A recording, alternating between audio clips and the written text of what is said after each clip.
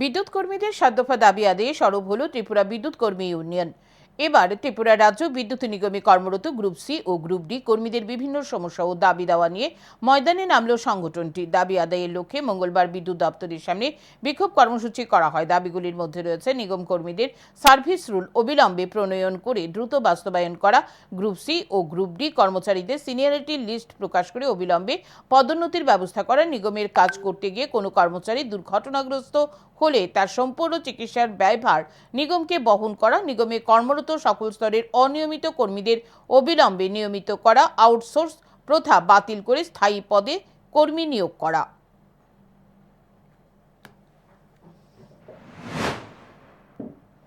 বিশেষ কারণ হচ্ছে আমাদের ৭ দফা দাবি।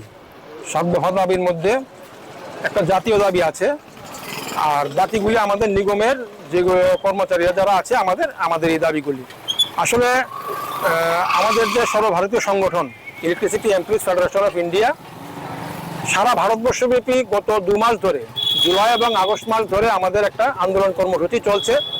সেই আন্দোলন কর্মসূচির অঙ্গ হিসাবে আজকের এই কর্মসূচিটা। সেই আন্দোলন কর্মসূচির মধ্যে বলতে ওখানে যে দাবি আমাদের সেটা হচ্ছে আমাদের বিদ্যুৎ সংশোধনী আইন, যেটা 2025 কেন্দ্রীয় সরকার যেটা লাগু করার জন্য বারবার লোকসভাতে তোলার জন্য চেষ্টা করছে, তার বিরুদ্ধে আমাদের এই আন্দোলন। আর হচ্ছে বিদ্যুৎ ক্ষেত্রটাকে কেন্দ্রীয় সরকার যেভাবে বেসরকারীকরণের হাতে তুলে দেয়, বেসরকারীকরণের পথে তারা এগোচ্ছেন, তার বিরুদ্ধে আমাদের আন্দোলন।